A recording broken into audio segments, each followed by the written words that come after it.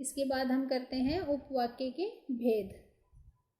प्रधान उपवाक्य। प्रधान उपवाक्य वह होता है जिसकी क्रिया मुख्य होती है, ठीक है। और एक होता है आश्रित उपवाक्य, ठीक है। उपवाक्य के इसने दो भेद बताए। एक प्रधान उपवाक्य बताया जिसमें मुख्य क्रिया होगी, और जो आश्रित उपवाक्य होगा, आश्रित उपवाक्यों का आरंभ होगा किससे? कि, यदि, क्योंकि, जो, जिसे, ठीक है, आदि से किया जा सकता है। मिश्र वाक्य का यदि सरल वाक्य में रूपांतरण किया जाए तो प्रधान उपवाक्य और आश्रित उपवाक्य को सरलता से समझा जा सकता है। इसके अंतर को, ठीक है, कि प्रधान उपवाक्य और आश्रित उपवाक्य के अंतर को सरलता से समझ सकते हैं अगर सरल वाक्य का रूपांतरण हम करें, मिश्र वाक्य को यदि सरल वाक्य में बदले तो, ठीक है। यहाँ पर हमारा मिश्र वाक्य दिया गया है, वह समय से जागता तो ट्रेन पकड़ लेता, ठीक है। जैसे यहाँ भी इसने जैसे तो से ही इसको जोड़ करके इसने दिखाया हमें, वह समय से जागता तो ट्रेन पकड़ लेता, ठीक है। तो सरल वाक्य में इसमें बनाएंगे हम, समय से जागने पर वह ट्रेन पकड़ लेता। इसका हमें अंतर समझना है कि जो मुख्य वाक्य है और जो आश्रित वाक्य है, इसमें बताया गया है कि समय से जागना क्रिया रूपांतरित हो गई, ठीक है। समय से जागता था, समय से जागने पर हो गई, इसलिए यह आश्रित उपवाक्य है। पकड़ लेता में कोई परिवर्तन नहीं हुआ, ठीक है, तो इसलिए यह प्रधान उपवाक्य है। बताया ना कि एक प्रधान उपवाक्य होता है और दूसरा आश्रित उपवाक्य होता है। तो इसका अंतर कहते हैं कि हम इस तरह से समझ सकते हैं कि कौन सा प्रधान है और कौन सा आश्रित उपवाक्य है। आश्रित उपवाक्य के भेद। यहाँ पर आश्रित उपवाक्य के भी भेद दिए गए हैं। इसके निम्नलिखित भेद हैं। संज्ञा उपवाक्य है, विशेषण उपवाक्य है और क्रिया विशेषण उपवाक्य है। इससे भी हम मतलब उसको पहचान सकते हैं कि कैसे वो उपवाक्य कैसे हैं, किस प्रकार से हैं। मतलब संज्ञा उपवाक्य कैसे होगा कि जो आश्रित उपवाक्य प्रधान उपवाक्य की संज्ञा या संज्ञा पदबंध के स्थान पर आते हैं, ठीक है, उसे हम संज्ञा उपवाक्य कहते हैं, ठीक है। ध्यान रखना है, जो आश्रित उपवाक्य प्रधान उपवाक्य की संज्ञा या संज्ञा पदबंध के स्थान पर आए उसे हम संज्ञा उपवाक्य कहते हैं। जैसे इसमें बताया, हम चाहते हैं कि हिंसा बंद हो जाए, ठीक है। इस वाक्य में उसने बताया कि हिंसा बंद हो जाए, आश्रित संज्ञा उपवाक्य है। उसके बाद बताया कि विशेषण उपवाक्य क्या होते हैं। तो जो आश्रित उपवाक्य प्रधान उपवाक्य की संज्ञा या सर्वनाम की विशेषता बताए, ठीक है, उन्हें हम विशेषण उपवाक्य कहते हैं। जैसे इसमें उदाहरण से समझाया है कि जो ईमानदार होगा उसे ही इनाम मिलेगा, ठीक है। तो इसने समझाया है कि जो ईमानदार होगा, ये तो आश्रित उपवाक्य हुआ। यह प्रधान उपवाक्य उसे ही इनाम मिलेगा, उसे की विशेषता बता रहा है, ठीक है। उसे ही इनाम मिलेगा कि सर्वनाम उसे, इसमें जो उसे सर्वनाम है उसकी विशेषता बता रहा है। प्राय विशेषण उपवाक्य का आरंभ सर्वनाम जो या इसके रूप जिसने, जिसे, जहाँ, जिससे, जिनको, जिनके लिए आदि से होगा। इनका आरंभ इन शब्दों से होगा जो शब्द इसने बता दिया है, ठीक है। ये सभी विशेषण शब्द हैं, तो हमें पता चलेगा कि ये विशेषण उपवाक्य है। और जिसमें ये उपवाक्य हमें दिखाई देंगे वहाँ हमें पता ये चलेगा कि वो मिश्र वाक्य है, ठीक है। उपवाक्य उसके अंतर्गत आते हैं, क्योंकि ये वो सरल और संयुक्त की तो अलग से पहचान है, लेकिन मिश्र वाक्य का हमें देखना होता है कि किस तरह से वो दूसरे वाक्य उस पर आश्रित है और एक प्रधान वाक्य उसमें उपवाक्य है, वो चीज़ हमें देखनी होती है।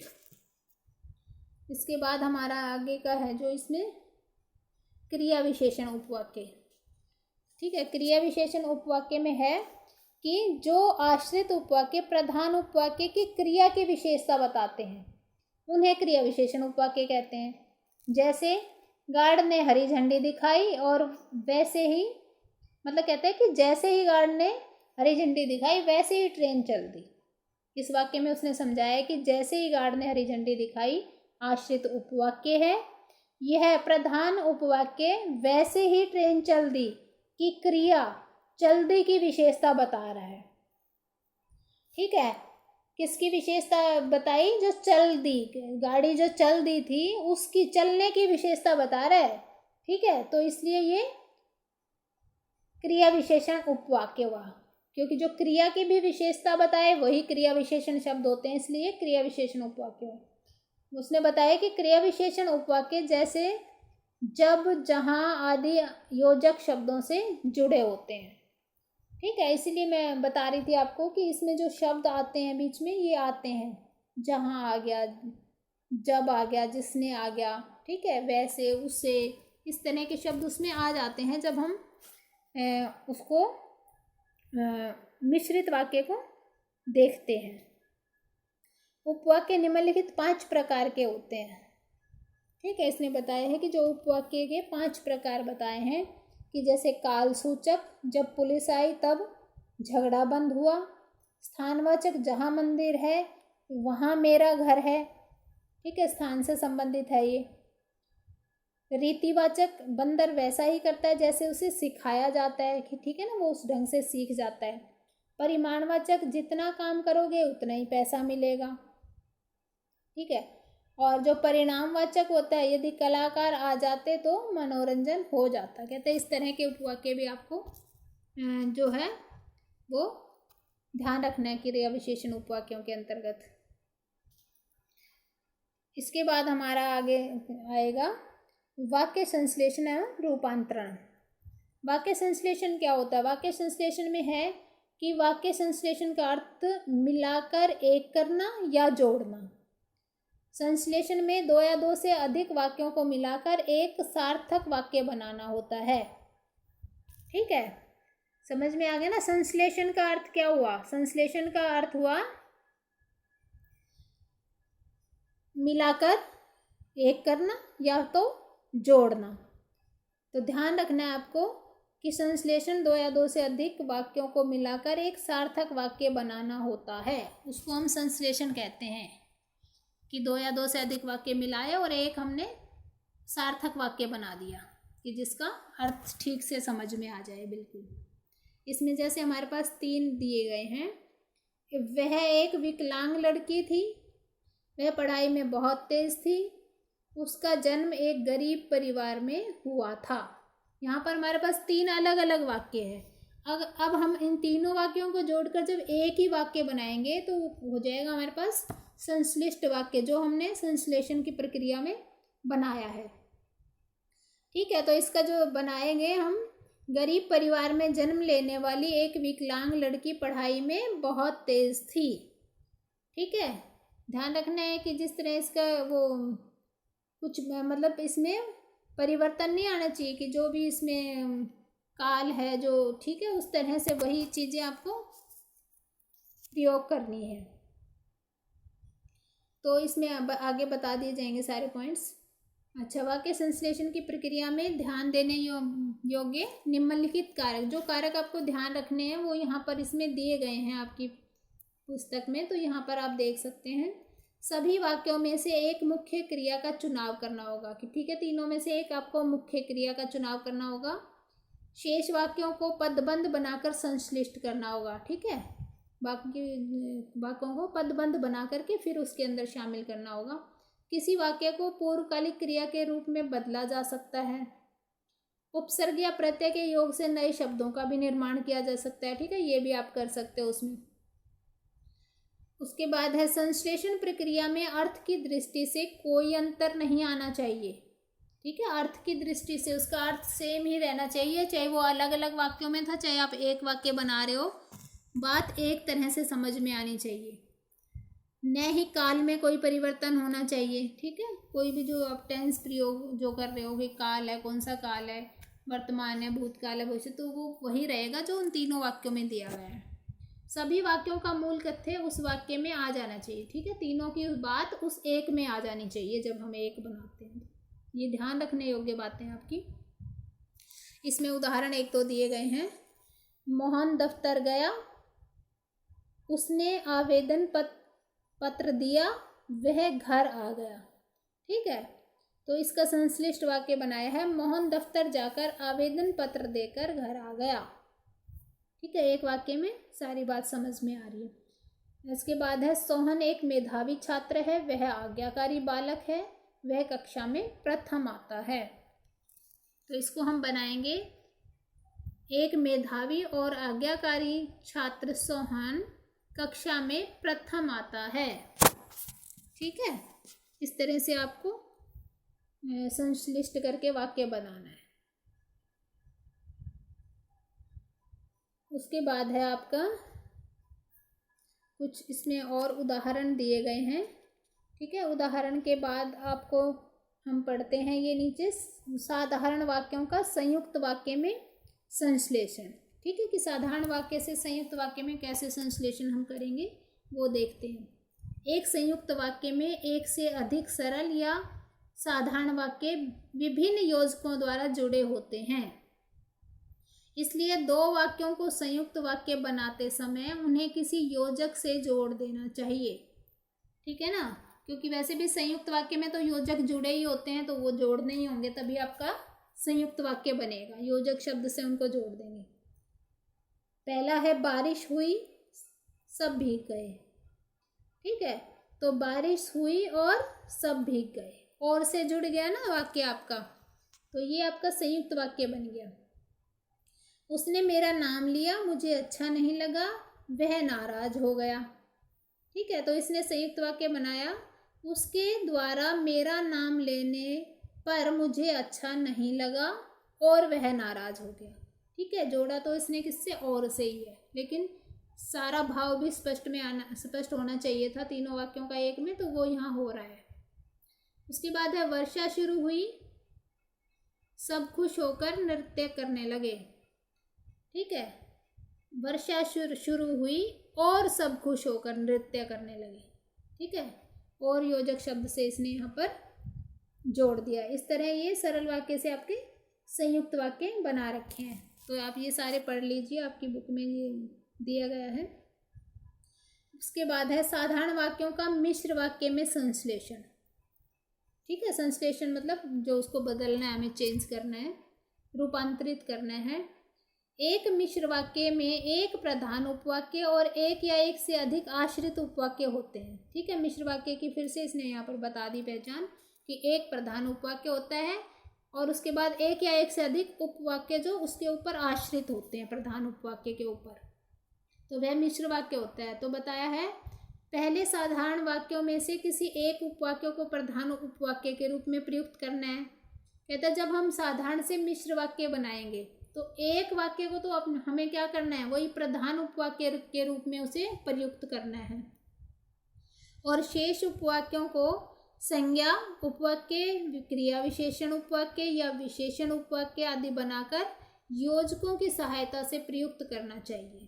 ठीक है, उसने इस तरह से इसको परिवर्तन करने का तरीका बता दिया। जैसे, वह नौकर जो चोरी करके भाग गया, वह प्रेमपाल के दफ्तर में काम करता था। ठीक है, तो इसका अगर हम बनाएंगे तो हम कैसे बनाएंगे, कि वह नौकर चोरी करके भाग गया जो प्रेमपाल के दफ्तर में काम करता था। ठीक है, तो ये हमारा हो गया। उसके बाद बताया है उसने वाक्य रूपांतरण है आगे। रूपांतरण का अर्थ यहाँ पर उसने दिखाया है, तो हमें देखना है कि रूपांतरण का अर्थ क्या होता है। रूप में परिवर्तन करना।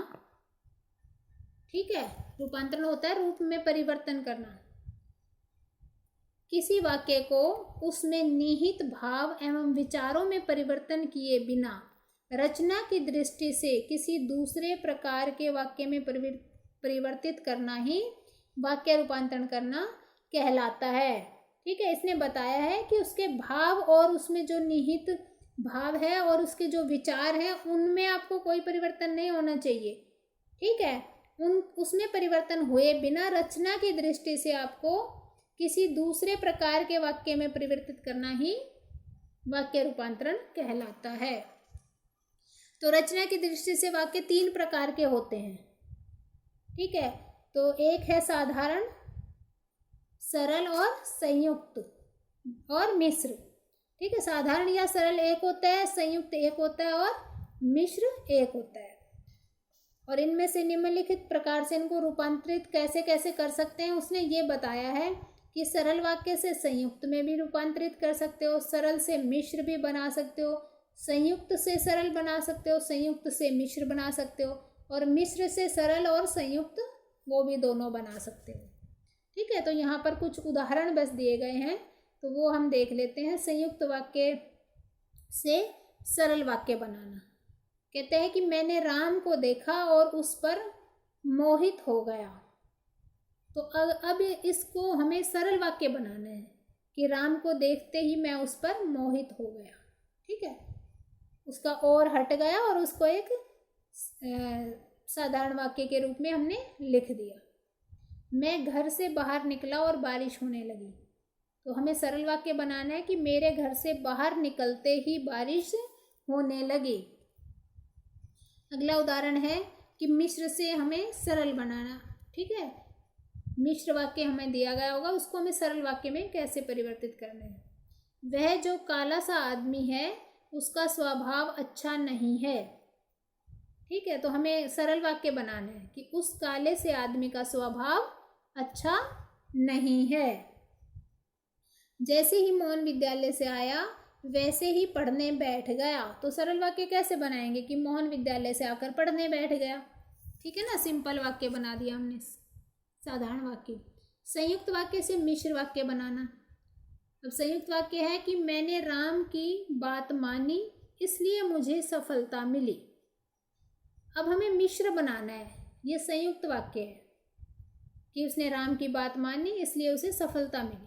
ठीक है, तो हमें मिश्र बनाना है कि जब मैंने राम की बात मानी तब मुझे सफलता मिली। ठीक है, जब और तब आ गए ना, ऐसे भी आप बना सकते हो, ऐसे ही बनते हैं मिश्र वाक्य। बहुत से ऐसे शब्दों का प्रयोग एक दूसरे के जो जैसे और वैसे है। शाम होती है और सब अपने घर लौट जाते हैं। जैसे ही शाम होती है वैसे ही सब अपने घर लौट जाते हैं।